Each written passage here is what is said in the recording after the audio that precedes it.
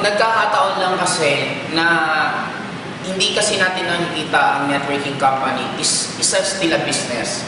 Kaya maraming nagiging question na para kung iisipin mo, kung ibabalik mo yung tanong, ito na i-compare ko yung tatlo. Okay? May employment, tapos ito business. Yung networking, ang tingin nila parang alien, na parang ang tingin nila, hindi siya part dito sa dalawang to. Ang networking, sabihin na natin nilagay dito.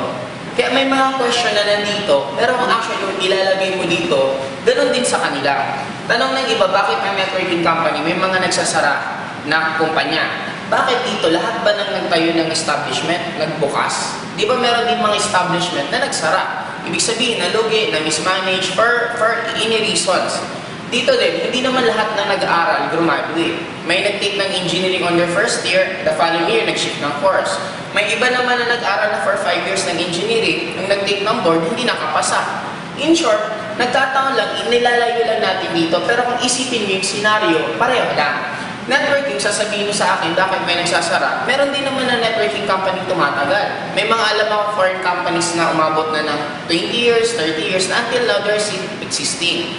Kung sa Philippines naman, sasabihin mo, bakit may mga binary na 3 years lang inaabot?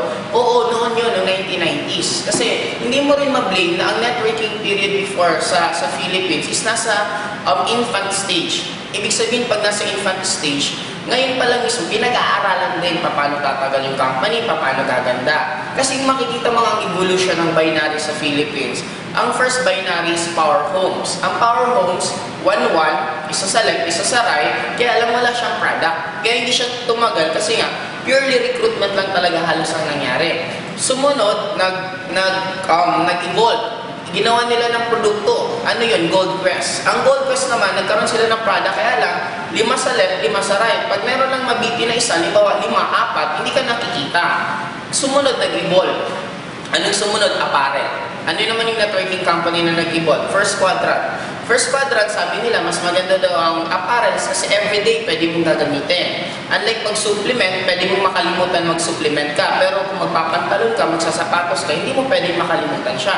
Another evolution yon. Kaya lang, ang naging dilemma nga, kailan ka ba bibili ulit ng damit? Kailan ko ulit bibili ng pantalon, ng sapatos? Kaya, in short, matagal yung reorder. Kaya dumating sa point na ang binary, mapapansin mo ngayon, bumalik ulit sa mga food supplement. Bakit? Ang food supplement maganda kasi meron siyang reorder. Second, nagkakapag-create ng loyalty. Kaya kung papansinin mo, katulad ng AIM Global, before ang sinasabi nila, ang binary daw 3 years lang.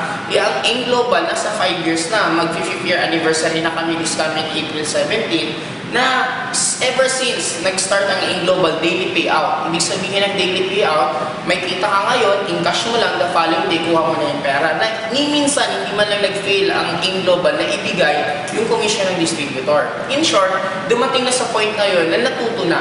Ang AIM Global, siya yung naging anak ng lahat ng failures. In short, yung lahat ng failures ng iba't ibang networking company, bakit yung ganitong company nag-close, bakit yung ganito nag-close, in short, inayos lahat ng AIM Global yun para yun ang naging way bakit ang AIM Global tatagal.